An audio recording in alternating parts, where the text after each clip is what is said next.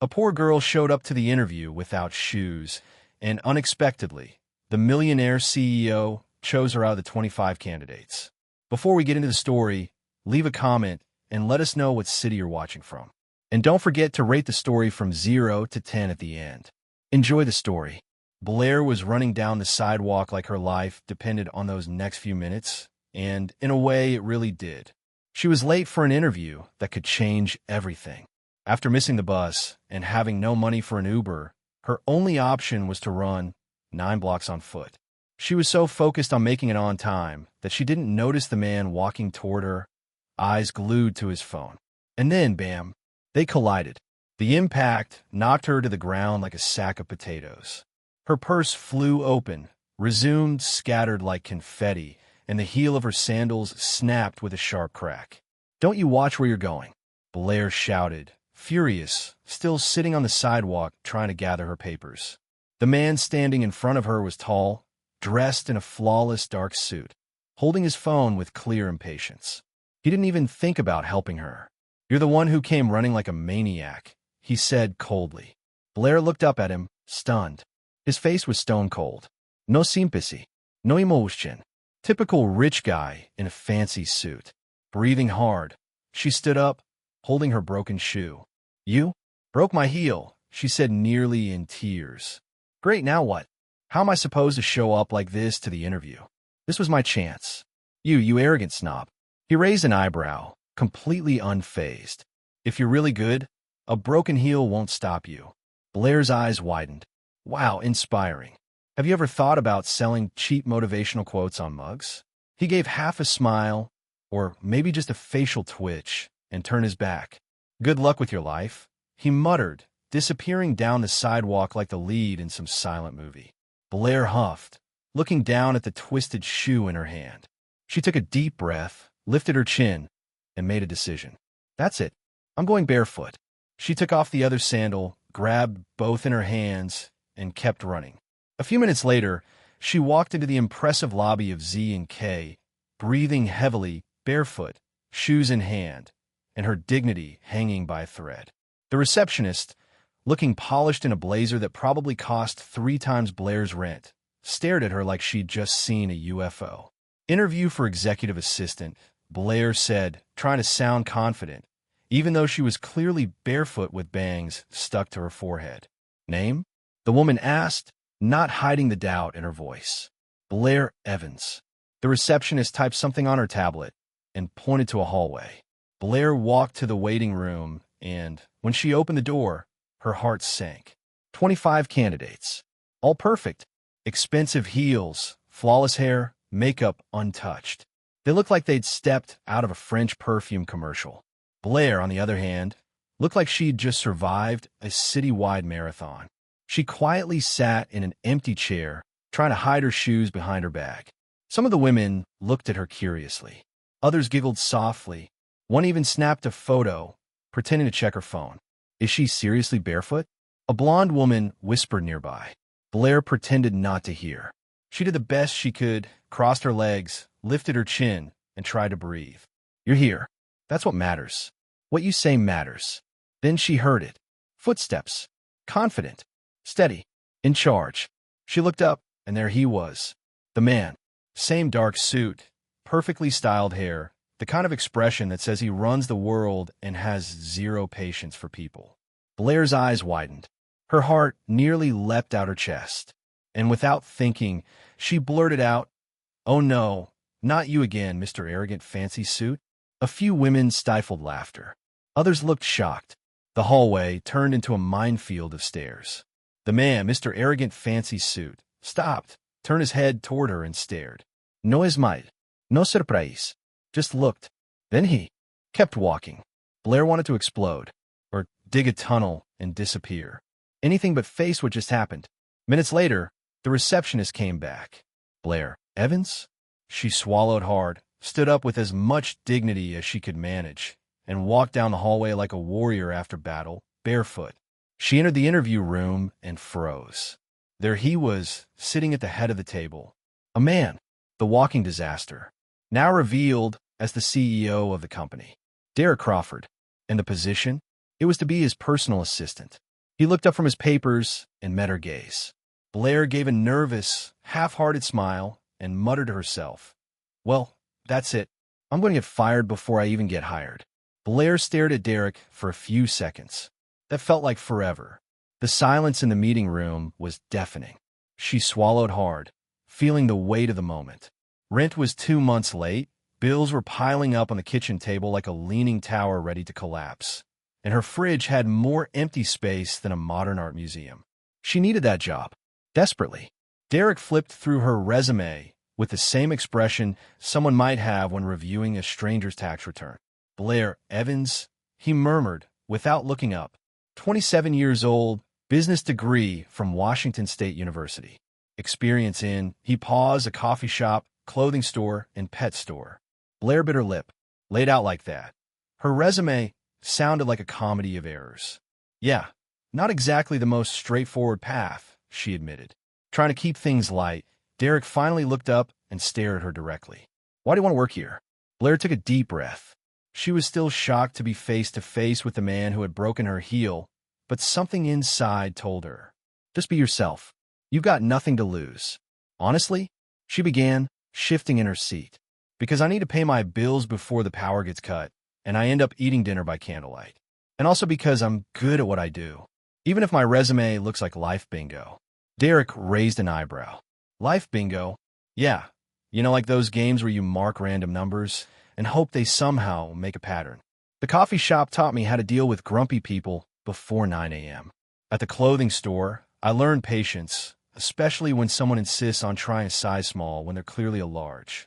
And at the pet store, well, I discovered I have a knack for calming nervous creatures." Derek tilted his head, interested. "Nervous creatures?" Blair smiled for the first time since entering the room. "Anxious dogs, stressed-out cats, CEOs who break other people's heels on the sidewalk." For a split second, Derek almost smiled. "Almost. You do realize this position requires discretion, organization, and professionalism, right?" "I do," Blair replied, serious. "And I can bring all that, just with a bit of humanity.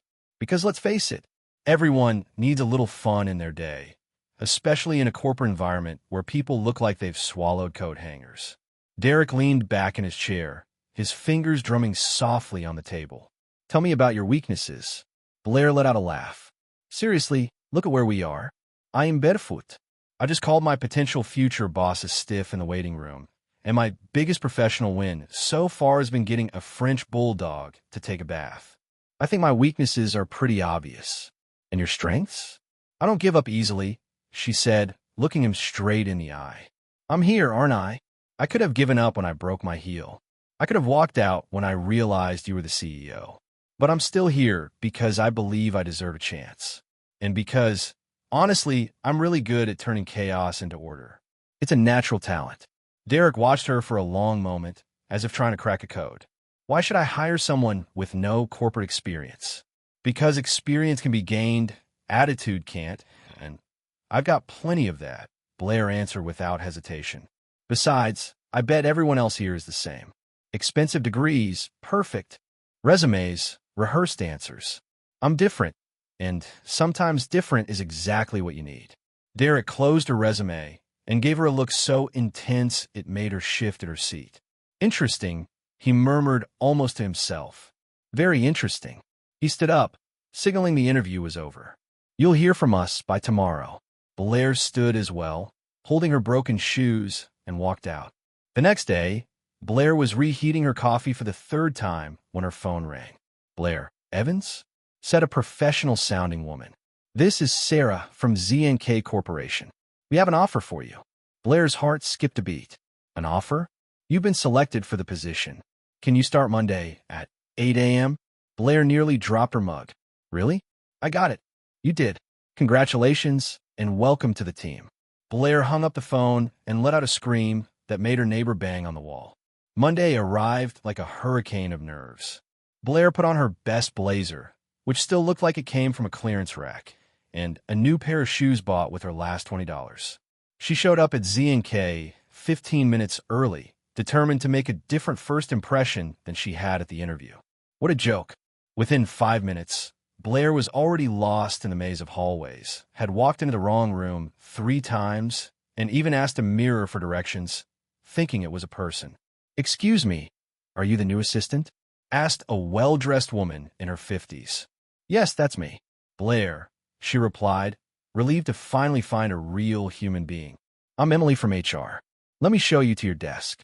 Emily led her through more hallways to a neat workstation just outside a large door with a golden nameplate. "Derek Crawford, CEO. This is your workspace," Emily explained. "Mr. Crawford values punctuality and efficiency." Blair sat in the swivel chair, which creaked in protest. "All right, and what exactly do I need to do?"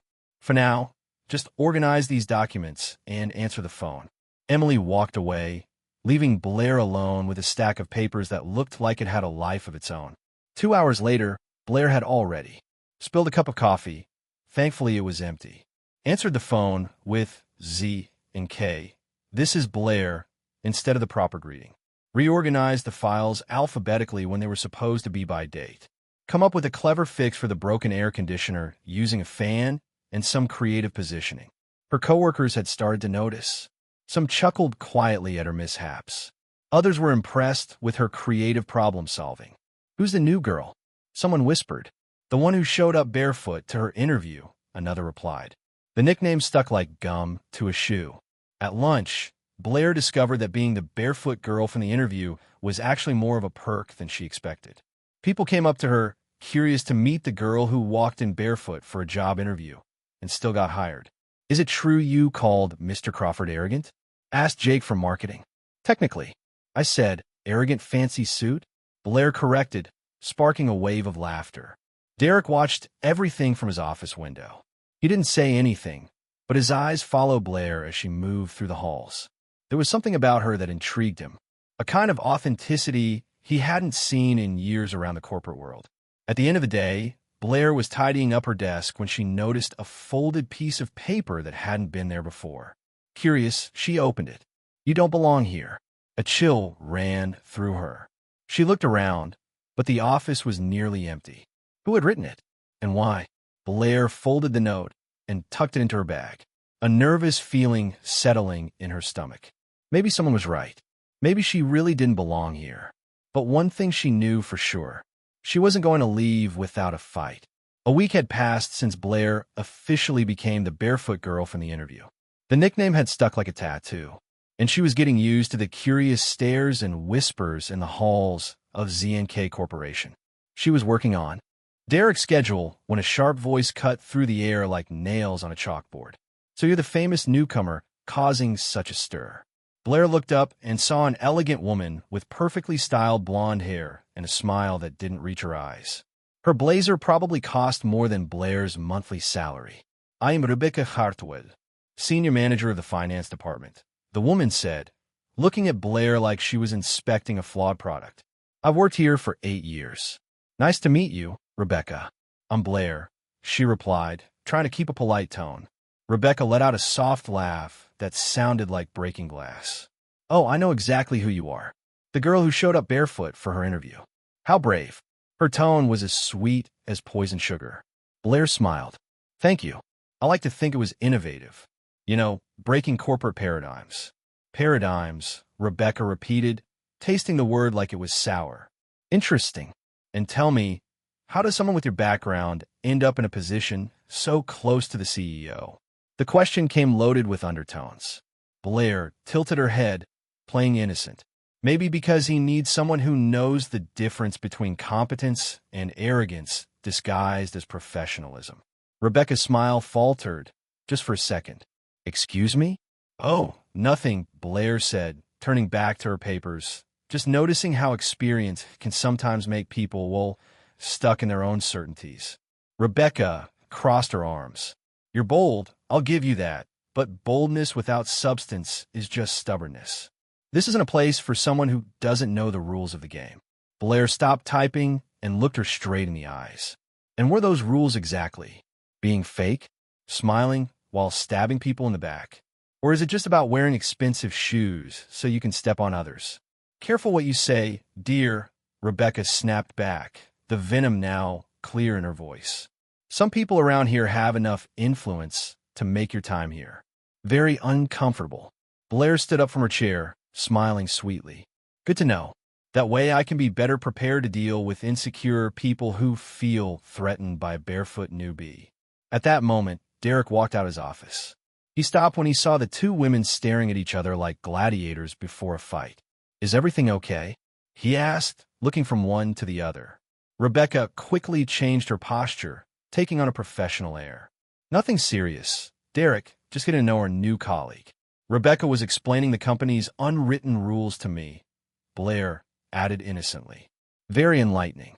Derek looked at them for a moment, but said nothing. He simply placed a few documents on Blair's desk.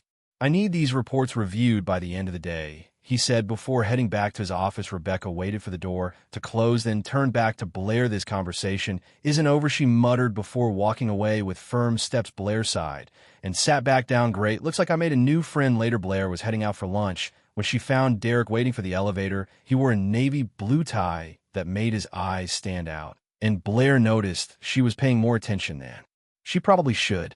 Trouble with Rebecca? Derek asked once they stepped into the elevator. Blair pressed the ground floor button. Nothing a basic human relations course wouldn't fix. For her, I mean. Derek almost smiled. She can be intense. That's a polite way to say she has the charm of an angry cactus. This time, Derek really smiled. Just before a strange noise interrupted them. The elevator jolted and stopped between the 10th and 9th floors. Blair looked at the panel. Is that normal? Derek pressed the emergency button, but nothing happened. Apparently not. Blair took in the situation and let out a nervous laugh. Perfect. Absolutely perfect. Just what my week needed. Derek pulled out his phone, but there was no signal. We'll have to wait for someone to realize we're stuck. Blair leaned against the wall. Try not to think about the confined space. Well, at least. Now I've got a good excuse for being late to lunch, she said, trying to keep her tone light. Though come to think of it, if we die in here, at least I don't have to pay my bills this month. Derek looked at her, surprised. You making jokes about dying in an elevator? It's my defense mechanism, Blair explained with a shrug. When life turns into a comedy of errors, the only way out is to laugh. Otherwise, you go crazy. And does it work? I'm still sane, so I guess it does. Derek leaned against the opposite wall, studying her face. You're not like anyone I've ever worked with. Is that a compliment or a complaint in disguise? Still deciding, he admitted. Blair laughed. Honest. I like that. Most people would spend 5 minutes telling me how great I am before getting to the point. And what's your point? That I don't have much of a social filter. I tend to talk too much when I'm nervous, and I have a worrying habit of turning serious situations into comedy skits. Derek tilted his head. And does that bother you? It used to, until I realized life's too short to pretend to be someone else. Plus, being real has this funny way of revealing who's genuine and who's fake. Like Rebecca? Blair, I made a face. Rebecca's the type who smiles at your face and then tells everyone you have bad breath. This time, Derek laughed for real, a genuine sound that completely changed his expression. You have a very particular way of looking at things. That's what happens when you grow up without money for therapy. You develop borrowed philosophy. Borrowed philosophy? Wisdom picked up from talking to strangers in cheap places. Surprisingly deep, sometimes. The elevator jolted again and started moving. The doors opened on the ground floor, but neither of them moved right away. Well, Blair said, breaking the moment. That was educational. I agree, Derek replied, though his tone had shifted somehow. They stepped out of the elevator, and Blair headed toward the exit. Blair, Derek called after her. She turned around. About Rebecca. If she gives you trouble, let me know. Blair smiled. Thanks, but I can handle her. I've got experience with temperamental creatures, remember? Pet shop. Derek watched her walk away, a smile lingering on his lips. Back at the office, Derek found himself once again staring out the window toward Blair's desk. There was something about her that deeply intrigued him. The way she turned disasters into humor, how she stayed true to herself in a place where fakery was often rewarded. Blair, on the other hand, couldn't stop thinking about their conversation in the elevator. For the first time, Derek had seemed human, real, and that scared her more than any snide remark from Rebecca. Because liking your boss was a complication she definitely didn't need in an already chaotic life. 3 days after the elevator incident, Blair was sorting through Derek's mail when Sarah from HR walked up to her desk with a look that blended urgency and slight concern. "Blair, I need a word," she said, lowering her voice. "Derek asked you to present the Harrison Project data in this afternoon's board meeting." Blair felt the blood drain from her face. "The Harrison Project?" she repeated, trying to sound casual while internally entering full-blown panic mode. "Sure, no problem." Sarah gave her a skeptical look. "You know what it's about, right?" "Of course." Blair lied without hesitation. "It's the Harrison with data for presenting." Sarah sighed. "It's the quarterly sales numbers for the Western Division. The meeting's in 2 hours, Blair. Are you sure you're ready?" "Ready is my middle name," Blair replied, already starting to sweat. Sarah walked away, leaving Blair alone with her rising anxiety. She stared at the mountain of papers on her desk and began frantically digging for anything that mentioned the Harrison Project. "Harrison Project. Harrison Project," she mumbled, shuffling papers like someone looking for car keys in a bottomless purse. Finally, she found a folder labeled Harrison Q3. She opened it and was greeted with charts, spreadsheets, and numbers that may have been written in ancient hieroglyphics. "Perfect," she sighed. 2 hours to become an expert in quarterly sales. I've faced easier challenges like decoding a tax form or understanding why people like cauliflower. 2 hours later, Blair was seated in the impressive Z&K boardroom, surrounded by executives wearing suits that cost more than her car. Derek sat at the head of the table, Rebecca to his right, with a smile that promised trouble, and other directors who watched Blair with thinly veiled curiosity. "Blair will be presenting the Harrison Project numbers," Derek announced. Blair stood up, holding the documents with slightly shaky hands. She took a deep breath and decided to stick to her life philosophy. When you don't know what to do, be honest and hope for the best. "All right, folks," she began, looking at the expectant faces. "I'm going to be honest with you. 2 hours ago, I had no idea what the Harrison Project was. I thought maybe it was a Harrison Ford movie." A few nervous laughs echoed around the room. Rebecca rolled her eyes. "But," Blair went on, gaining confidence, "after diving into this data, I discovered something fascinating. Our Western Division sales numbers are a lot like my relationship with working out. Started strong, dipped dramatically in the middle, and are now slowly getting back on track." This time, the laughter was more genuine. Blair pointed to the first chart. "Take a look. In Q1, we were selling like fabric. These were the last products on Earth. Great numbers. Then, in Q2, it's like our customers realized money doesn't grow on trees. 30% drop." She flipped to the next chart. "But here's the interesting part. In Q3, we're climbing back. Not a miracle, but consistent growth. It's like a diet. You're not looking for instant change, just steady progress." Robert, the sales director, a man in his 50s, leaned forward. "And what's your analysis on what caused that recovery?" Blair glanced at the data and improvised based on what little she understood. "Well, Robert, it looks like our regional marketing finally found the right audience. It's like telling a joke. Timing is everything. Our products reach the Western market at the right time with the right people and the right price." She pointed to a table. "Also, our competitors were dealing with supply issues, which gave us a temporary advantage. It was like having the soccer field to ourselves, while the other team was still in the locker room arguing over strategy." Derek watched her with an unreadable expression, but there was something in his eyes, something that looked impressed. Blair continued, now fully in her rhythm. "For next quarter, I suggest we keep the current strategy, but make some adjustments. It's like cooking. When the recipe works, you don't change it. You just add a little more seasoning." When she finished, the room fell silent for a moment. Then Robert began to clap, followed by the other board members. "Excellent analysis," Robert said. "Creative and straight to the point." "I agree," added another director. "I like the unconventional approach." Blair smiled, feeling a mix of relief and pride. She had managed to turn her lack of experience into a presentation that, apparently, impressed everyone. Everyone except Rebecca.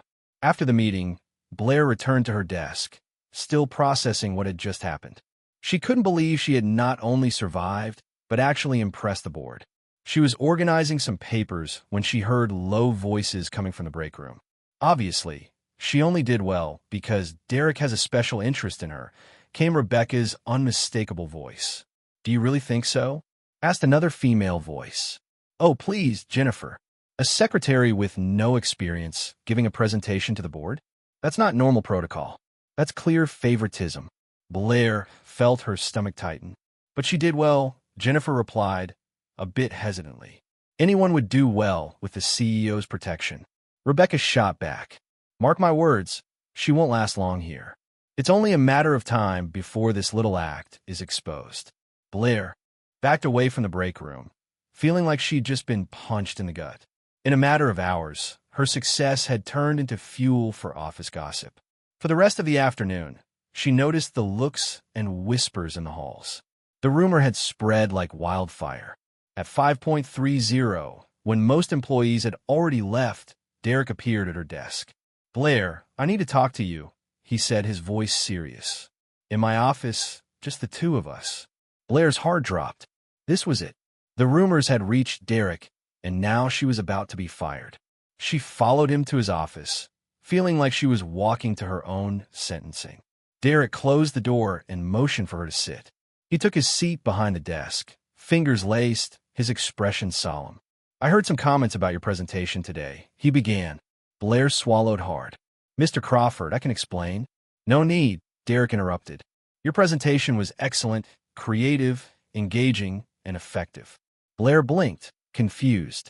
So, I'm not being fired? Derek tilted his head slightly. Why would you think that? Well, the rumors? People are saying I only did well because of favoritism. Derek leaned back in his chair, studying her face. And what do you think about that?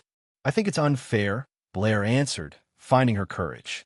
Maybe it wasn't the most technical presentation in the world, but it was honest, and it worked.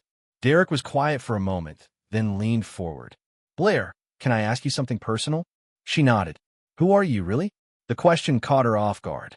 What do you mean? You showed up here barefoot, turned your lack of experience into charm, won over a room full of skeptical executives, and now you're handling office gossip with the same grace. Who are you, really? Blair took a deep breath.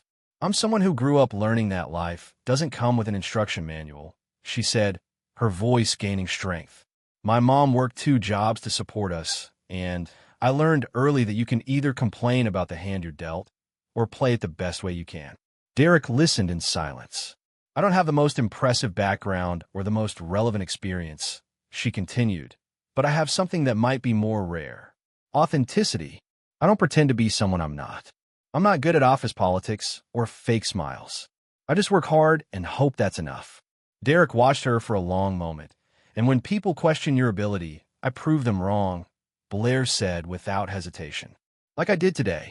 Derek smiled for the first time since the conversation started. That's exactly what you did. Blair felt a wave of relief. So I can keep my job? Blair, Derek said as he stood up. You're staying. Don't worry. As she left the office, Blair couldn't stop smiling. Maybe, just maybe, she really did belong there. After she walked out, Derek stood at the window, watching her organize her desk through the glass. There was something about her honesty that completely disarmed him. It had been years since anyone had spoken to him so directly, without any hidden agenda. Blair knocked on the door and came in with a few documents. Contracts from Thompson Industries for your review, she said, placing the folder on his desk. Derek turned from the window. Blair, can I ask you something else? She looked at him curiously. Sure, as long as it's not about advanced math. My brain's still recovering from today's presentation. Derek almost smiled. How do you manage to keep your sense of humor in every situation? Blair sat down in the chair across from his desk. Do you want the honest answer or the version fit for a holiday card? The honest one. Because the other option is crying, and crying ruins mascara, and good mascara is expensive. Derek laughed, a genuine laugh that caught him off guard. And besides, Blair continued, I've learned that when you laugh at tough situations, they lose a bit of their power over you.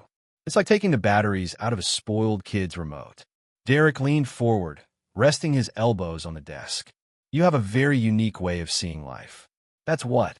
Happens when you learn early on that life doesn't follow a script. My mom used to say we can either be victims of our circumstances or the directors of our own chaos. She sounds like a wise woman. She was, Blair said softly. She passed away 3 years ago. Cancer. Derek felt a familiar ache in his chest. I'm sorry. Thank you. And you? Big family, I imagine. Successful CEO must have come from a business dynasty. Derek hesitated. He rarely talked about his personal life, that there was something about Blair that made him want to open up. Not really. My mom died when I was 15. Cancer too. Blair looked at him with genuine compassion. Wow, I'm sorry.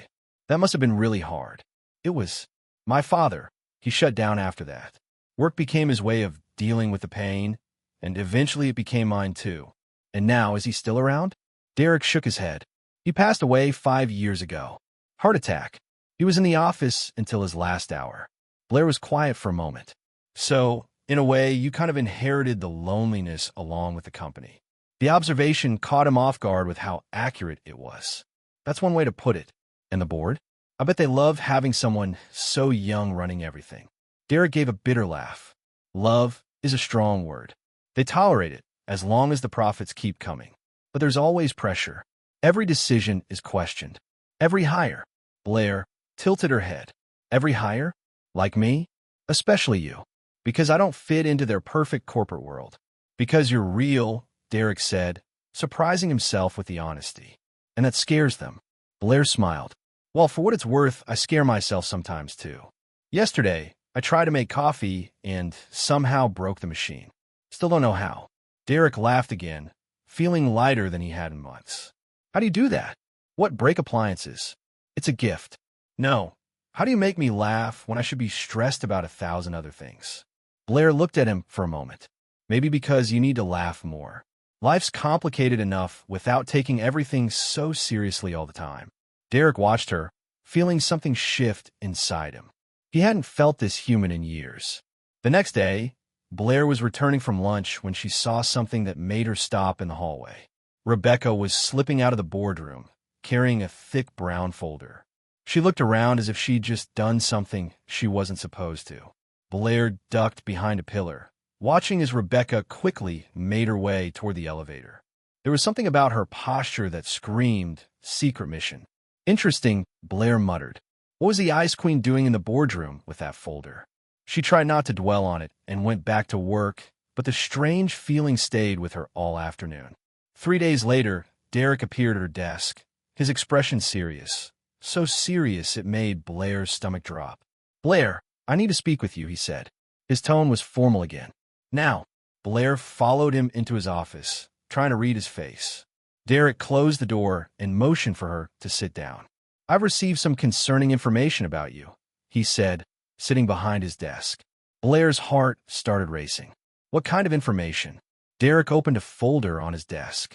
The board received a detailed report questioning your competence and your intentions here at the company. Blair felt a chill rush through her. My intentions? According to this report, you've shown serious inexperience, made deliberate mistakes to get attention, and Derek paused. You've allegedly used emotional manipulation to influence my decisions. Blair stood up, outraged. What? That's completely ridiculous. Who wrote this? This fiction? The report is anonymous, Derek said, watching her reaction. Of course it is, Blair scoffed, because people who spread lies usually don't have the courage to sign their name. Derek closed the folder. Blair, I need you to be completely honest with me. Is there any truth to any of these accusations? Blair looked him straight in the eye. You know me. Derek. At least a little, Blair said, her voice steady but wounded. On a lot of things. Clumsy, sometimes impulsive, definitely not the most conventional employee you've ever had. But manipulative? A liar? A saboteur? She shook her head, hurt in her eyes. If you believe I'm capable of that, then maybe you don't know me as well as I thought. Derek watched her for a long moment, then stood up. I know you're none of those things, he said firmly. How can you be so sure? Because manipulators don't own up to their mistakes. They don't show up to interviews barefoot, and they definitely don't joke about dying in an elevator. Blair felt a wave of relief. So, you don't believe the report?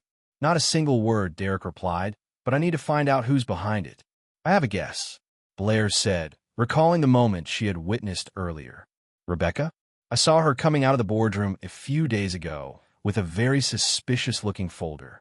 She looked like she'd just been caught doing something shady. Derek nodded. I'll talk to her. An hour later, Derek called Rebecca into his office. She walked in wearing her usual professional smile, stout, but Derek noticed the tension in her shoulders. Have a seat, Rebecca, he said, motioning to the chair. Of course, Derek. How can I help you? Derek placed the dossier on the desk between them. Do you recognize this? Rebecca's face paled slightly, but she kept her composure.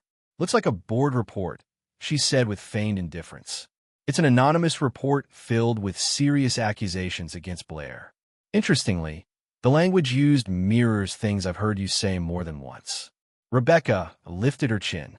If my professional observations happen to align with the board's concerns, maybe you should consider they're valid. Derek leaned back in his chair. Rebecca, you've worked here for 8 years. You've always been competent. But this, he tapped the dossier, this is petty and baseless. I'm just protecting the company's interests, Rebecca replied, but her voice was losing its strength. No, you're sabotaging a colleague out of personal jealousy, Derek said, his voice firm.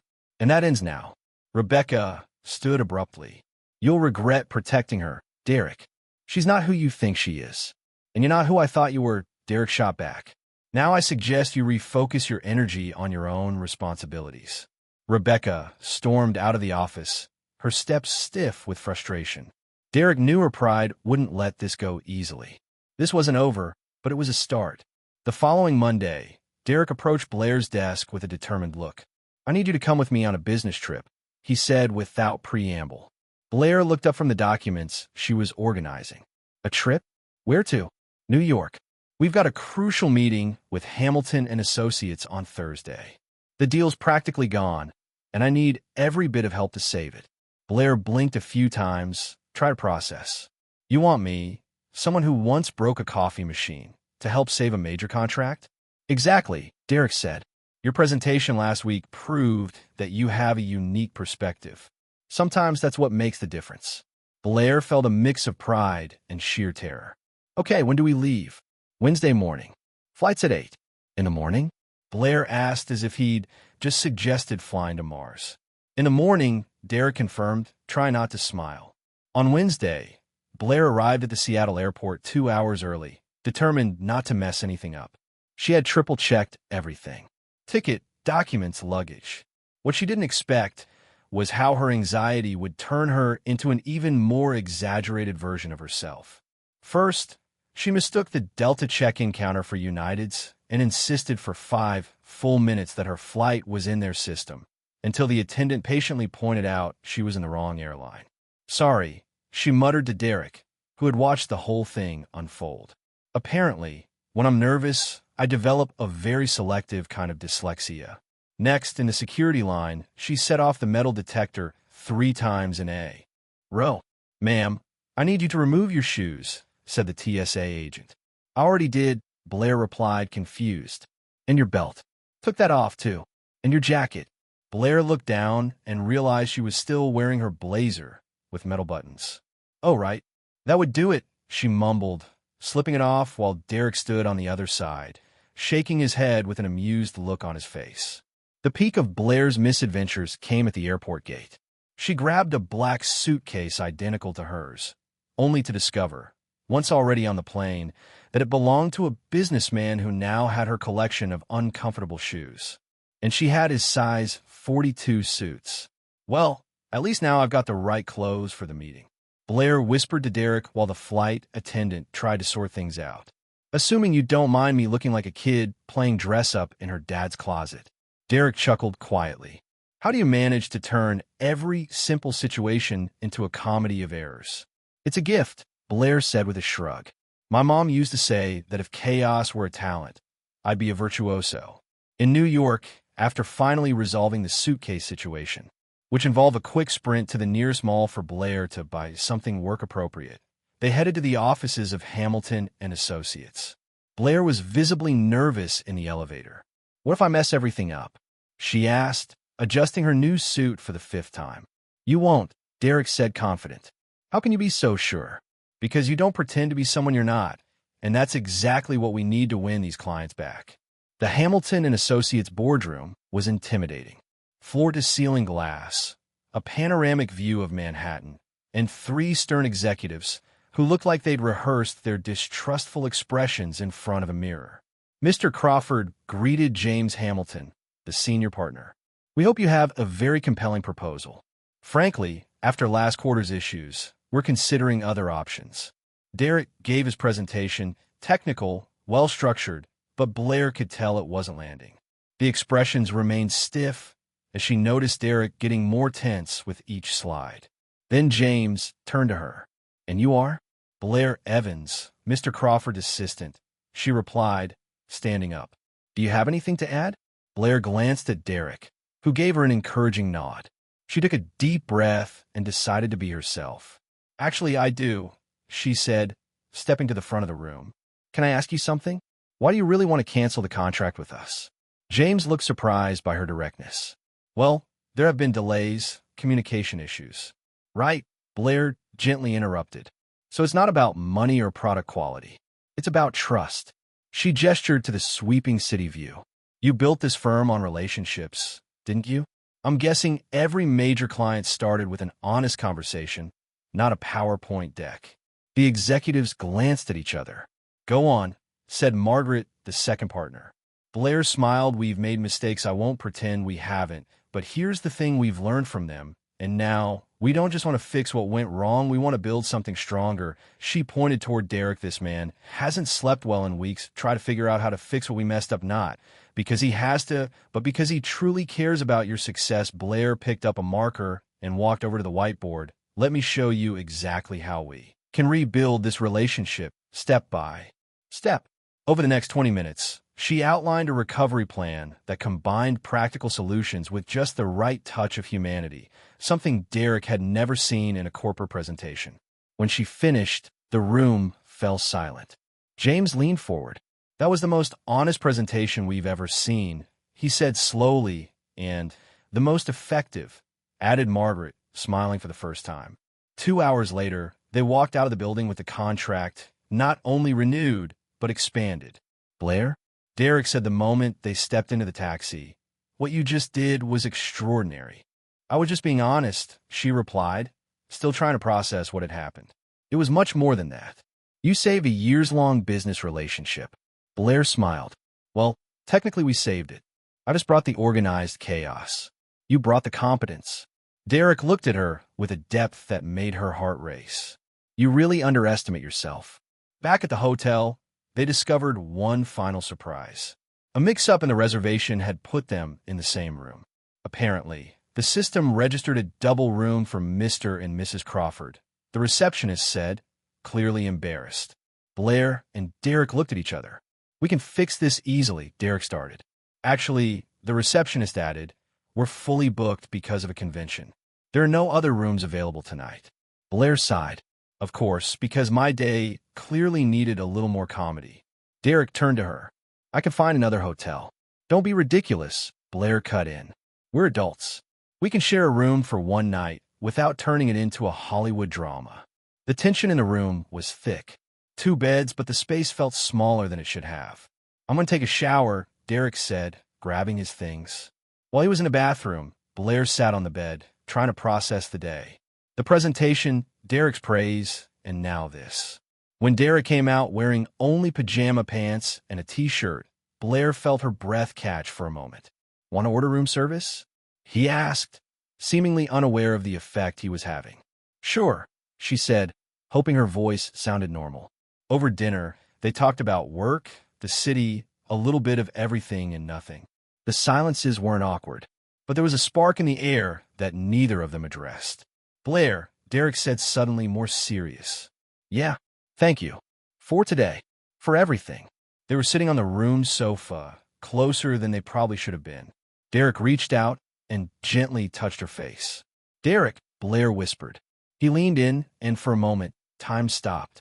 Their lips were just inches apart when Blair suddenly pulled away. We can't, she said, standing up quickly. I work for you. This would just make everything messy.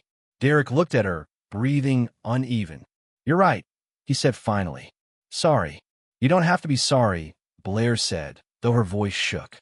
"It's just complicated." But even as she said it, they both knew something between them had changed for good. Whatever that was, it couldn't be ignored anymore. Back at the office on Friday, Blair was doing her best to pretend nothing had happened in New York. The problem was, every time Derek walked past her desk, she felt a flush rise up her neck. And every time he spoke to her, his voice had a rough edge, like he'd swallowed sand. "Good morning, Blair," Derek said, stopping at her desk with a few documents. "Good morning, Mr. Crawford," she replied. "Way too formal." Derek raised an eyebrow. "Mr. Crawford? Since when are we using formal titles again?" Blair pretended to be deeply focused on organizing staplers that were already perfectly lined up. "Well, we're at work. Gotta be professional, right?" Derek looked at her for a moment, a barely there smile tugging at his lips. "Right? Professionalism." He walked away, but Blair could feel the shift in the air. It was like there was an invisible current connecting them, and every tiny move only made the tension stronger. Throughout the morning, Blair noticed she wasn't the only one who felt it. People around the office were paying closer attention to how she and Derek interacted, especially Rebecca, who was watching like a hungry hawk. At lunchtime, Blair was in the elevator when Jennifer from marketing stepped in. "So how was New York?" she asked with a curious smile. "Productive," Blair answered, trying to sound casual. "We managed to renew the Hamilton contract. I heard you nailed the presentation. It was a team effort." Jennifer murmured, with that tone that says, "I know there's more to it." Must have been a very close team effort. Blair felt her internal alarm go off. Like any professional. "Presentation," she said, maybe a little too fast. Jennifer's smile widened. "Of course, professional." When the elevator doors opened, Blair almost ran out, but she could feel Jennifer's eyes on her back the whole way. By Monday, the rumors had spread like a virus on an old computer. Blair kept hearing pieces of conversations in the halls. "Got real close in New York. She moved up way too fast. You think it's really just about her skills?" Blair tried to ignore it, but it was like trying to ignore a fire alarm. "No chance." Rebecca, of course, took every opportunity to fan the flames. "Well, she did rise through the ranks fast," Rebecca said in the break room, loud enough for Blair to hear from the hallway. "From Barefoot in her interview to flying with the CEO in just a few weeks. Impressive. Maybe she's just really good at her job," said Emily from HR. "Oh, I'm sure she's very good," Rebecca replied, her tone full of suggestion. "The real question is, good at what exactly?" Blair wanted to walk into that break room and say a few things she'd regret, but she knew keeping her dignity was more important than getting the last word. On Tuesday, during the weekly department meeting, things came to a head. Rebecca made a point of publicly questioning Derek's decision to take Blair to New York. "Derek, wouldn't it have made more sense to take someone with more experience to such an important meeting?" Rebecca asked, flashing her trademark fake smile. The room went silent. Blair felt every head turn in her direction. Derek leaned back in his chair, his face taking on that cold, unreadable expression Blair had seen on her very first day. "Rebecca," he said, his voice calm but sharp as glass. "May I ask what exactly is your concern?" "Well," Rebecca began, her tone drenched in false politeness. "Some people might question the criteria used for selecting employees for important corporate travel." Blair felt her face flush hot. It was like being on trial for crimes she hadn't committed. Derek rose slowly from his chair. "Let me make something very clear to everyone in this room," he said, his voice slicing through the air. Blair Evans earned her place at this company through talent, dedication, and competence. Her presentation in New York was exceptional and directly led to the renewal of a contract we had all but lost. Blair's eyes widened. Derek was defending her publicly. "Anyone who questions her qualifications," he continued, locking eyes with Rebecca, "should first take a hard look at their own results."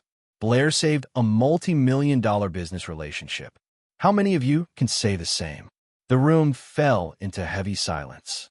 Rebecca, clearly flustered, had turned a visible shade of red. But Derek wasn't finished. "If anyone has concerns about my management decisions," You're more than welcome to address them with me directly. Now, can we get back to the matters that actually matter? The meeting went on, but Blair barely heard a word. Derek's fierce defense had been so absolute, there was no room left for doubt, at least not in the boardroom. The real problem was his passionate defense only added fuel to the rumors already circulating. After the meeting, Blair rushed to the restroom, needing a moment to breathe. She was washing her hands when the door opened, and Derek walked in. "Derek, this is the women's restroom," she said, startled. "I need to talk to you," he replied, ignoring protocol. "About the meeting. Look, I appreciate you standing up for me, but you do realize that now everyone is convinced there's something going on between us, right?" Derek stepped closer. "And what if there is?" Blair's heart jumped. "Derek?" "Blair, I can't stop thinking about you," he said, his voice low, intense. "In New York, in that room, I wanted to kiss you more than I wanted to breathe." Blair swallowed hard. "We can't have this conversation here." "Then where can we have it?" "Nowhere," she replied. But even to her own ears, her voice lacked conviction. Derek took a step closer. "You feel it, too. I know you do." Blair looked into his eyes and saw something that terrified her. Vulnerability. Derek Crawford, the cold, calculated CEO, was laying himself bare. "Of course I feel it," she whispered. "But that doesn't change the fact that this is complicated. Dangerous. Why? Because you're my boss. Because half the company already thinks I'm sleeping my way up. Because if this blows up, it's not just a breakup. It's my whole career on the line." Derek gently touched her arm. "Blair, you make me want to be different. More human. I haven't felt that in years." The words hit her like a punch to the gut. This wasn't just attraction. This was something deeper and scarier. "Derek, she began, but was interrupted when the restroom door opened. Emily from HR walked in and froze. "Oh, sorry. I'll come back." Derek sighed. "No, it's fine. We were just wrapping up a work discussion." He gave Blair one last look. "Think about what I said." After he left, Emily walked toward her. "Are you okay?" Blair looked at her reflection in the mirror. She looked like someone who'd just realized she was standing in the middle of a storm. "Honestly, I don't know anymore." But even as she said the words, she knew Derek was right. She felt something for him. Something strong. Something overwhelming. And worst of all, something she couldn't joke away. Some things were just too serious, even for her. The following Thursday, Derek showed up at Blair's desk with an expression she couldn't read. "Blair, I need to talk to you about the company's annual party," he said, leaning slightly against her desk. "The party?" Blair repeated, as if he just brought up some kind of ancient ceremonial rite. "It's this Saturday. Formal event at the Four Seasons.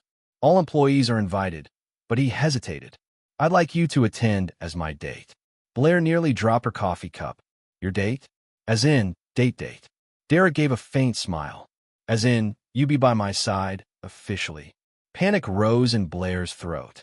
"Derek, you do realize that this will confirm every rumor people already have about us, right?" "Maybe," he said, lowering his voice. "It's time we stopped hiding." Blair looked at him for a long moment. Part of her wanted to say yes right away. The other part was calculating just how many ways this could all go horribly wrong. What if I say something inappropriate? What if I trip? What if I don't know, spill a drink on some important client? "Blair," Derek said gently, "just be yourself. That's all you need to do." She took a deep breath. "All right, but if I end up dancing awkwardly and become the company's next viral meme, you've been warned." Derek chuckled. "I'll take the risk." On Saturday night, Blair spent 2 hours deciding what to wear. She had exactly one dress that could be considered even remotely appropriate for a formal event. A simple black one she'd bought the previous year for her aunt's funeral. "Perfect," she muttered at the mirror. Nothing says fancy party like a morning dress. But when she looked at herself again, she had to admit it wasn't so bad. The dress flattered her figure, and she'd managed to tame her hair into something that almost resembled a fancy updo. Derek picked her up at 7, and when Blair opened the door, the expression on his face made her blush. "You look," he began, then shook his head. "Beautiful." "Thank you," she said, grabbing her small purse. "You don't look too bad yourself. That tux almost makes you look civilized." Derek laughed. "Almost. Well, you still have that calculating profit margins while brushing your teeth expression." The Four Seasons ballroom was flawless. Soft lighting, elegant decor, and Z&K employees Blair barely recognized in formal wear. "Wow," she whispered to Derek.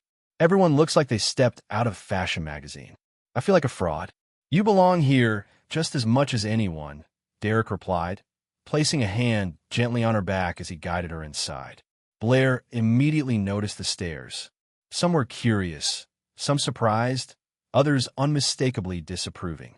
Rebecca, wearing a bold red dress that screamed, "Look at me," was glaring in their direction like she could set Blair on fire with her eyes. "I think your presence hasn't gone unnoticed," Derek murmured beside her. "I feel like an animal at the zoo."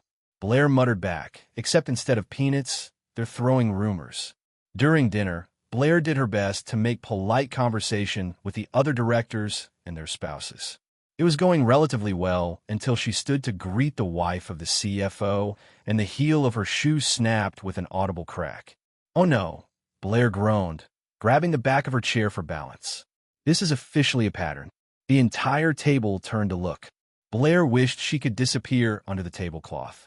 "Sorry," she said, trying to hold on to her dignity while noticeably tilting to one side. "Apparently, my shoes have a mind of their own and choose to self-destruct at critical moments." Instead of the awkward silence she expected, the table burst into laughter. Genuine laughter. "That happened to me at my wedding," said Margaret, the marketing director's wife, right in the middle of the vows. "At least it didn't happen during your pitch," added Robert, chuckling. "Imagine explaining that to the board." Blair smiled, realizing her little disaster had ironically broken the stiff formality at the table. Derek leaned toward her. "Wanting to fetch a Band-Aid from life's emergency kit?" "Very funny," Blair replied, but she was smiling too. After dinner, as the music started, Blair watched the elegantly dressed couples glide across the dance floor like swans on a lake. "I don't know how to dance," she told Derek when he approached. "Neither do I," he lied shamelessly. "Derek, you grew up in a wealthy family. I'm sure you had ballroom dancing lessons." "Maybe," he admitted, "but I've never danced with someone barefoot." Blair glanced down and laughed. She'd kicked off her shoes after the incident. "Well, at least we know I won't be breaking another heel tonight." Derek extended his hand. "Shall we try?" On the dance floor, Blair tried to follow Derek's lead, but it was like teaching quantum physics to a hamster. She stepped on his feet, turned the wrong way, and at one point even got tangled in her own skirt. "Sorry," she laughed as Derek untangled her. "I warned you. I'm a disaster." "You're being delightful," Derek said, pulling her a little closer. "Is that a polite way of saying I dance like a drunk penguin?" "You dance like someone who's not afraid to laugh at herself." Around them, Blair could see other couples smiling as they watched her and Derek awkwardly sway. But there was no judgment, only something surprisingly warm, something kind. "I think we've become tonight's entertainment," she whispered. "I don't mind," he said, eyes fixed on hers. Her face. "Do you still care?" Blair thought of all the complications, all the risks, all the reasons why this was a terrible idea. Then she leaned in and kissed him again.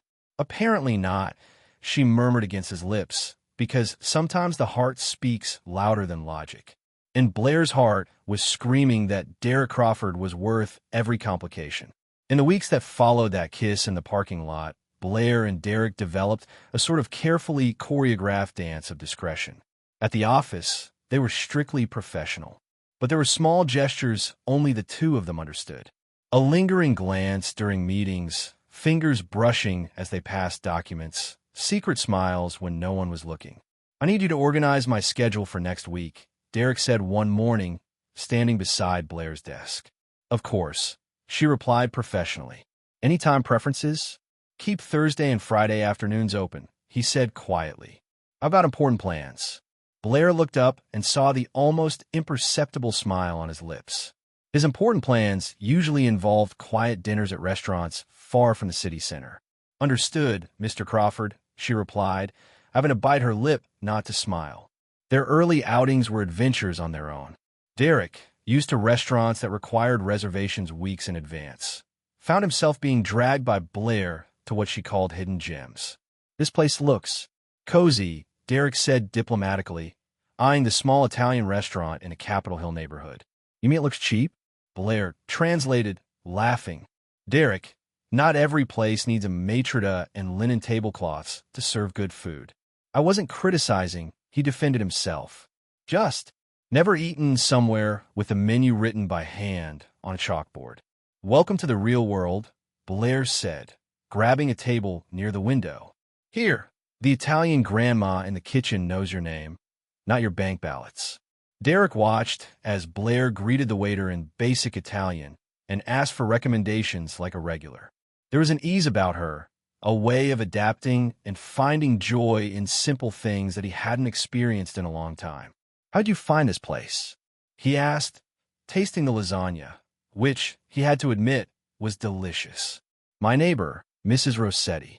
She said if I didn't try her granddaughter's cooking, I'd be missing the point of life, Blair explained. And considering Mrs. Rossetti's survived the Great Depression, 2 wars, and 4 husbands, I figured she knew what she was talking about. Derek laughed. For husbands? She says the first 3 were practice for the last one, who was perfect. They were married for 40 years until he passed in his sleep at 85. And what does she do now? Feeds stray cats and gives me unsolicited dating advice, Blair said, twirling spaghetti on her fork. Last week she told me it was time I hooked a big fish instead of playing with sardines. Derek nearly choked on his wine. She said that? Mrs. Rossetti isn't exactly known for subtlety, Blair laughed. But I think she'd approve of you. You're definitely not a sardine. During these nights, Derek discovered sides of Blair that the office didn't reveal. She talked about her childhood, how she learned to cook by helping her mom, about her half-forgotten dreams of traveling the world. I've always wanted to see the Northern Lights, Blair said one evening as they walked along the waterfront after dinner. It seems like something so magical, it's hard to believe it's real. Why haven't you gone? Derek asked. Blair shrugged. Money? Priorities? Life? You know how it goes. Derek stopped walking. Actually, I don't. I've always been able to go wherever I wanted. Must be nice, Blair said, without bitterness. But maybe that's why I value the small adventures more. Like this one, she gestured to the 2 of them, walking by the water. 6 months ago, if someone told me I'd be secretly dating my boss, I would have suggested therapy. Dating? Derek repeated with a smile. Blair blushed. I don't know what the official term is for. This. Derek stopped and pulled her gently. Closer. I like dating. Blair also discovered that Derek carried a weight she hadn't imagined. During a particularly rough night, when a major business deal had gone south, she saw a vulnerable side of him. Sometimes I feel like I'm carrying everyone's expectations, he confessed, sitting on the couch in Blair's small but cozy apartment. Shareholders, employees, my father's legacy. It's like spinning plates on sticks. And what happens when you drop a plate? Blair asked, handing him a mug of tea from her mismatched collection. Everyone sees it. Everyone judges. Blair sat beside him. Have you ever thought that maybe people expect you to be perfect because you always act like you are? Derek looked at her, confused. What do you mean? You never let anyone see that you're human. When was the last time you laughed at your own mistake in front of your employees or admitted you didn't know something? Derek thought for a moment. I don't remember. Then maybe that's why they expect perfection. You've never shown them that it's okay to mess up. And what if they lose respect for me? Blair smiled gently. Derek, your team doesn't respect you because they think you're perfect. They respect you because you're competent and fair.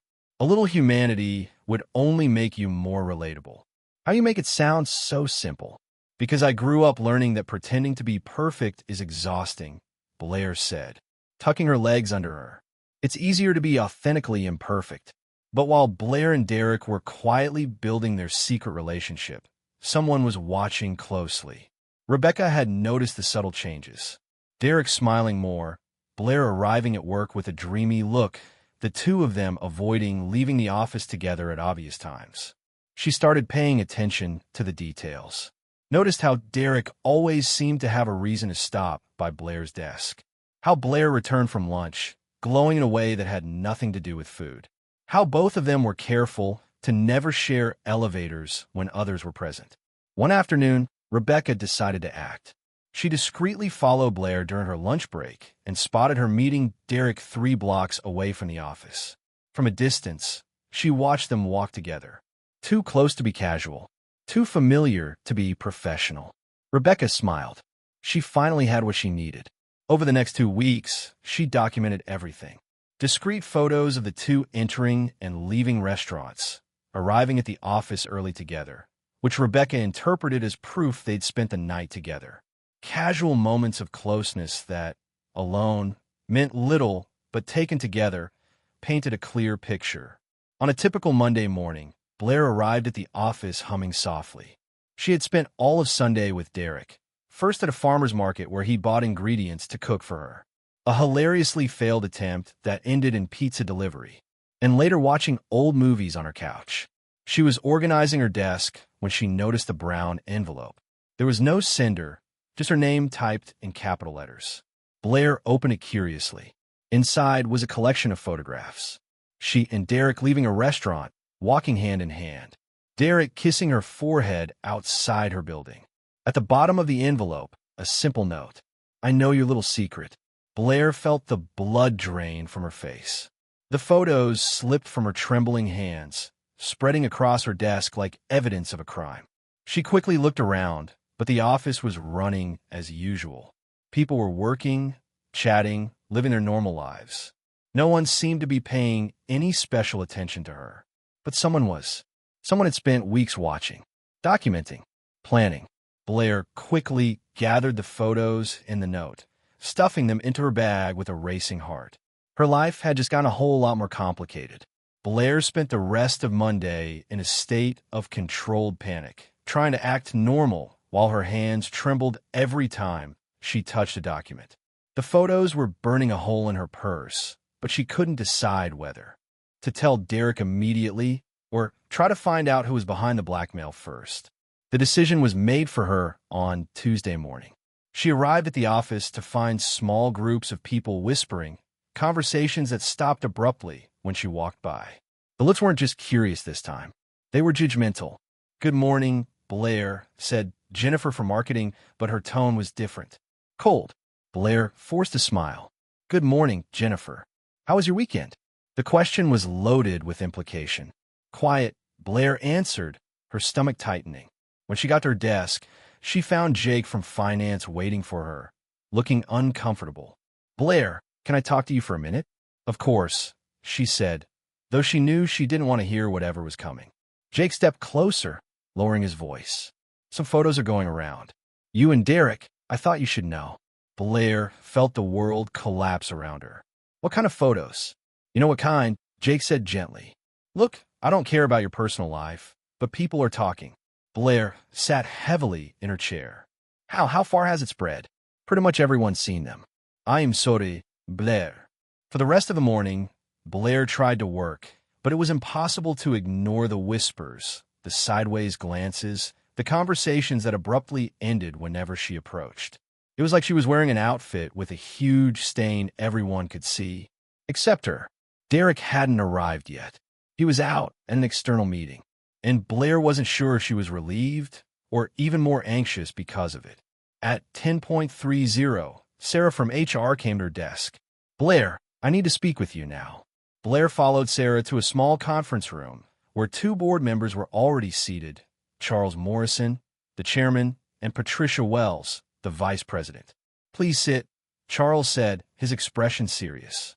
Blair sat down, feeling like a student sent to the principal's office. Blair, Charles began, it's come to our attention that you are involved in an inappropriate relationship with Mr. Crawford. Blair swallowed hard. Mr. Morrison, I can explain. The photographs speak for themselves, Patricia interrupted. This type of behavior is unacceptable in our company. With all due respect, Blair said, finding her voice my personal life stops being personal when it involves the CEO of the company, Charles cut in. It creates conflicts of interest, concerns about favoritism, potential legal issues. Blair felt tears of frustration burn behind her eyes. I never asked for special treatment. I've never used my relationship with Derek to. Mr. Crawford, Patricia corrected coldly. Mr. Crawford, Blair repeated, to gain any professional advantage. Your intentions don't matter. Charles said. Perception is just as important as reality. The door opened, and Derek walked in, his expression changing instantly when he saw the scene. What's going on here? Derek. Charles stood. We need to speak with you. About the photographs. Blair watched Derek tense. His eyes quickly found hers before turning to the board. What photographs? Patricia slid one of the photos across the table. It was one of the most intimate, Derek kissing Blair's forehead in front of her building. Derek looked at the photo, then at Blair, who was clearly distressed. Where did you get this? That matters less than the fact that it exists, Charles said. Derek, this is a serious breach of corporate protocol. My personal life is not company business, Derek replied, his voice dangerously calm. It is when it affects your ability to lead impartially, Patricia shot back. Employees are questioning every decision you've made involving Miss Evans. Blair suddenly stood up. Stop, she said, her voice louder than she intended. Stop talking about me like I'm not in the room. Everyone turned to her. You want the truth? Blair continued, her voice shaking with anger. Yes, Derek and I are in a relationship. And yes, it started after he hired me, but I earned my position here on my own merit. I saved the Hamilton contract with my skills, not because of personal favors. Blair, you don't have to, Derek began. Yes, I do, she interrupted. Because apparently my professional reputation is worth less than hallway gossip. She turned to face the board. You want my resignation? You can have it, but I won't accept that my work is being questioned just because of who I happen to fall in love with. The silence in the room was deafening. Derek slowly stood. If someone's leaving, Derek said, it's going to be me. Derek, no, Blair began. She's right, Derek said, locking eyes with Charles. Blair earned her place here. She's more than just my employee. She's someone I admire and respect, professionally and personally. And if you can't see her competence beyond our personal relationship, then that's not her problem. Patricia looked shocked. Derek, you're risking your position for an extraordinary woman, Derek finished firmly. And if that's a problem for the board, then maybe I'm not the CEO you need. Charles stood. Derek, you're being emotional. We need a rational decision here. This is my rational decision.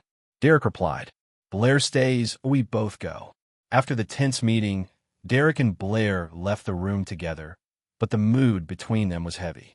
You shouldn't have done that, Blair said, once they reached the elevator.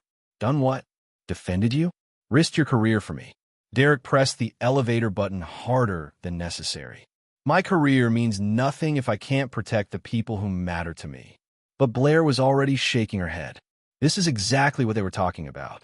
You're making decisions based on emotion. So what if I am? Derek turned to her. Maybe it's time we stop pretending personal and professional life can be completely separate. The elevator arrived, but Blair didn't get in. Derek, I need time to think. Think about what? About all of this. What it means. What could cost you? Derek held the elevator door open. Blair, don't let them make you doubt what we have. It's not about what we have, she said, tears finally spilling over. It's about the price you're going to pay for it. Blair stepped away from the elevator, leaving Derek watching her walk off with growing desperation in his eyes. That afternoon, after discreetly finding out that Rebecca was behind the leaked photos, Derek confronted her. The result? Her immediate dismissal. But the damage had already been done. Blair packed up her things in silence, ignoring the curious glances from coworkers. When Derek returned from his HR meeting about Rebecca, he found only a note on his desk. I need time to think. Don't look for me for a few days. Derek sat heavily in his chair, staring out at the city. Now feeling strangely empty without Blair nearby. She was gone. And for the first time, Derek Crawford didn't know how to fix the most important problem in his life. 3 days passed with no word from Blair. 3 long days that felt like months. He called countless times, but she didn't answer. He'd gone to her apartment, but her neighbor, Mrs. Rossetti, told him Blair had left to think and hadn't said when she'd be back. You're the big fish, Mrs. Rossetti said, eyeing Derek through the screen door. The one who caused all this drama. Ma'am, do you know where she went? Derek asked, desperate. Oh, now you want to know, Mrs. Rossetti huffed. Men, they make a mess and come running after the woman disappears. Please, Derek said. I need to talk to her. Mrs. Rossetti studied him for a long moment. She's where she always goes when she needs to clear her head. The community center in the neighborhood where she grew up, helping with the kids. Derek drove for 40 minutes until he reached Ballard, the neighborhood where Blair had grown up. The community center was a modest building, but well kept, with children's drawings taped to the windows. Inside, he followed the sound of laughter until he found a room where Blair was sitting on the floor, surrounded by a dozen kids between 6 and 10 years old. She was holding a storybook and doing a different voice for every character. And then Blair said in a deep, dramatic voice, "The dragon said, 'Who dares enter my castle without knocking first?' Don't you know that's very rude?" The kids giggled, and a little girl raised her hand. "Miss Blair, do dragons knock when they visit people?" "Of course they do, Sophie," Blair answered seriously. "Polite dragons always knock. The rude ones show up breathing fire without warning." Derek stood silently in the doorway, watching. There was something different about Blair here.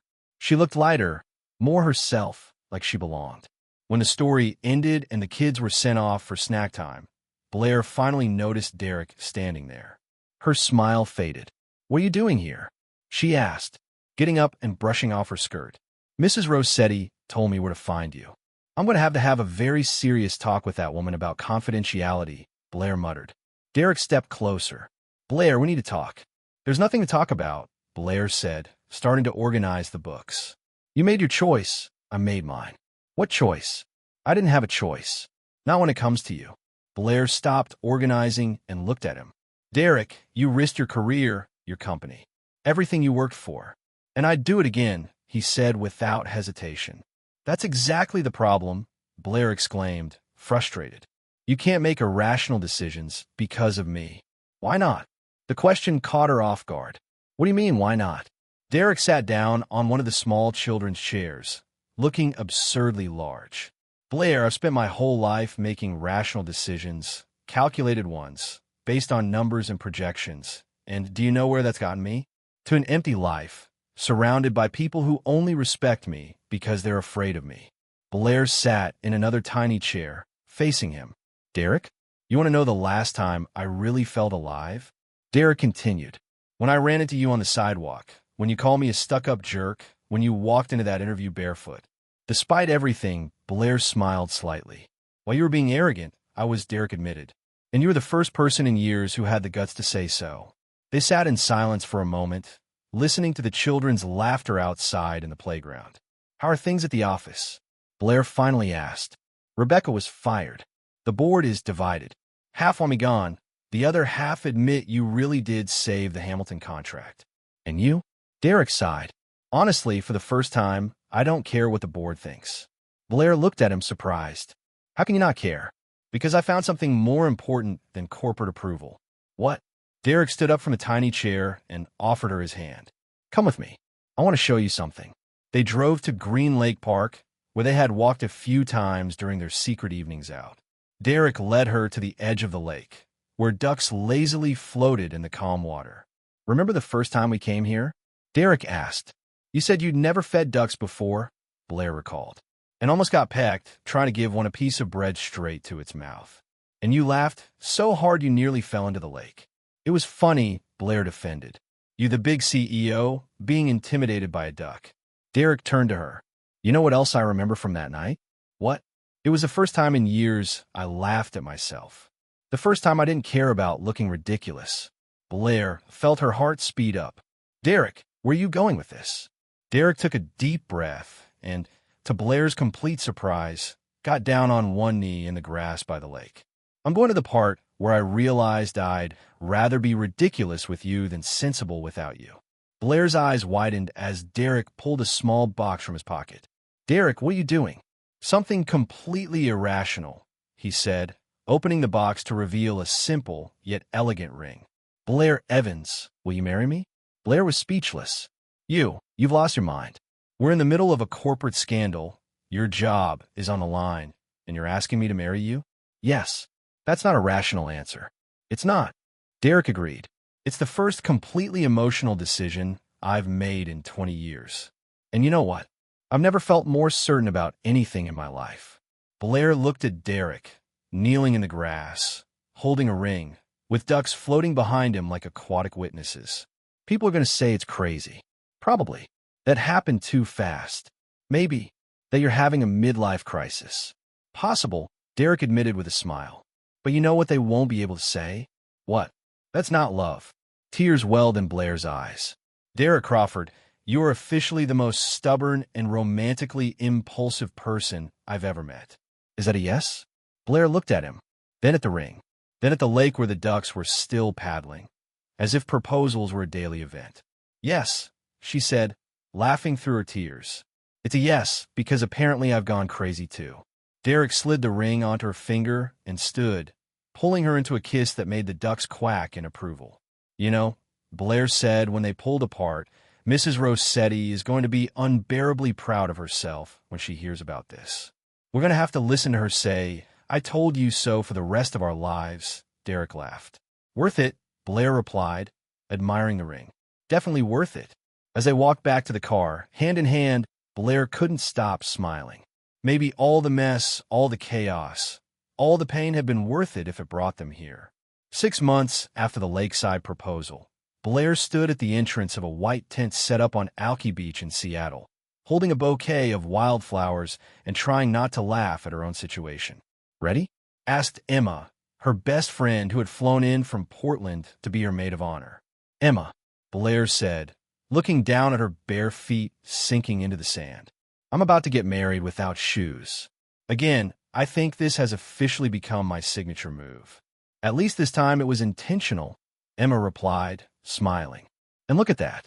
You've made it all the way here without breaking anything yet. The day's not over, Blair said with a grin. Mrs. Rossetti, who had insisted on being the wedding's unofficial emotional consultant, appeared adjusting her floral hat. Blair, darling, you look radiant. Didn't I say that big fish would be worth it? You did, Mrs. Rossetti. Repeatedly. Daily, Blair laughed. I'm sure you'll remind me of that for the next 50 years. You bet I will, the older woman said proudly. On the other side of the tent, Derek was adjusting his tie for the 10th time, clearly nervous. Man, you've led presentations for multi-million-dollar shareholders, said Jake, his best man. This is just a wedding. It's my wedding, Derek corrected, to the woman who turned my life into a non-stop romantic comedy. And that's a bad thing? Derek smiled. It's the best thing that's ever happened to me. Emily appeared at the entrance to the tent. It's time, Derek. Derek took a deep breath and walked to the altar set up in the sand where the officiant waited with a warm smile. The guests, an eclectic mix of coworkers, Blair's neighbors, and several kids from the community center, sat on white chairs arranged on the beach. The music began, and Derek saw Blair appear at the entrance of the tent.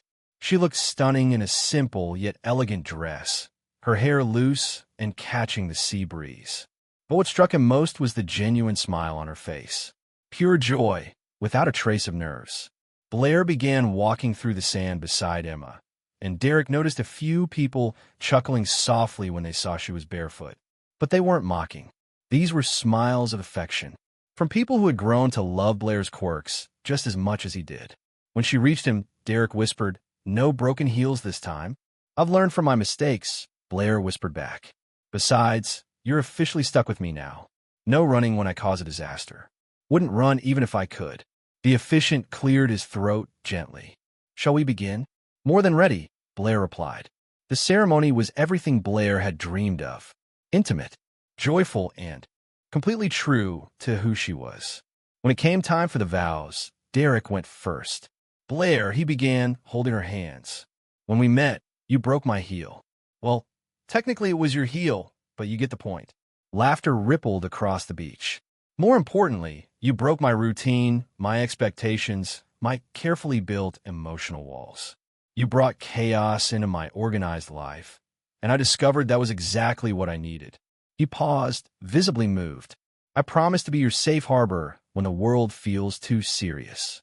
I promise to laugh with you, not at you, and I promise to never try to change your beautifully unique way of turning disasters into adventures.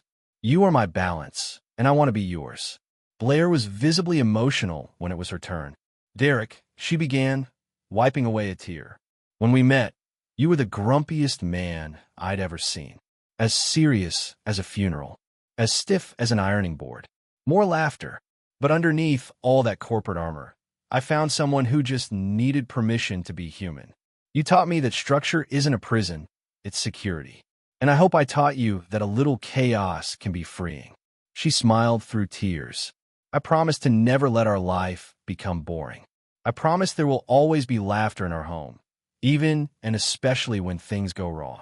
And I promise that no matter how many heels I break in the future, I will always come home barefoot, but happy. To you. When they exchanged rings and kissed, the applause on the beach was warm and genuine. The coworkers who once questioned Blair now applauded her sincerely. At the reception, held on a deck overlooking the sea, Blair moved through the guests feeling lighter than air. "Blair," said Charles Morrison, the chairman of the board, approaching with his wife, "I want to apologize for the misunderstandings last year." "There's no need to apologize, Mr. Morrison," Blair answered graciously. "You were protecting the company, I understand." "Still," Charles continued, "I have to admit, Derek has been more productive and, dare I say, more human since you two met. Last quarter's profits speak for themselves. Who would have thought that personal happiness improves professional performance?" Blair said with a wry smile. "Tuke Charles Chacold." Emma walked over, holding 2 glasses of champagne. "So how are you feeling, Mrs. Crawford?" "Strange," Blair admitted, taking a glass. "Mrs. Crawford sounds like someone who knows how to use Excel and doesn't burn toast." "You'll get used to it," Emma laughed. "Remember when you used to say you'd never marry a businessman?" "I said boring businessman," Blair corrected her. "Derek may be a lot of things, but boring definitely isn't one of them." Later, as the sun began to set over Puget Sound, Derek and Blair found themselves alone at the edge of the deck. "So, Mrs. Crawford," Derek said, wrapping his arm around her waist, "how are you feeling?" "Strange," Blair said again, "but a good kind of strange. Like trying a new flavor and realizing it's your favorite." Derek looked at her, noticing something different in her glow. "Blair, you're glowing today. More than usual." Blair took a deep breath, her smile growing wider. "Well, let's just say our honeymoon's going to be educational." "Educational how?" "As in, you're going to learn how to change diapers. Kind of educational." Derek stared at her for a moment, processing. We're? "Yes," Blair laughed. "I found out last week. I was going to tell you during the honeymoon, but I just couldn't wait."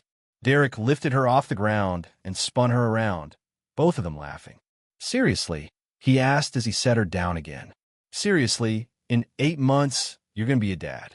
Derek kissed her deeply, then rested his forehead against hers. "So the chaos is only just beginning," he said, echoing words Blair had said so many months ago. "Are you sure you're ready for this?" Blair asked, a little version of me running around the house, probably inheriting my gift for breaking things. Derek smiled, looking into the eyes of the woman who had turned his carefully structured life into a beautiful adventure. "Blair Crawford," he said, "bring on all the chaos you want. I'm ready for it." And as they danced barefoot on the deck, the sound of the waves in the background and the future shining brightly ahead, Blair knew she had found not just the love of her life, but the perfect partner in the beautiful, messy dance called life. What did you think of Blair and Derek's story? Leave your thoughts in the comments. Rate this story from 0 to 10. Be sure to subscribe and turn on notifications so you don't miss any of our upcoming stories. And check out more emotional stories right here at the end of this video.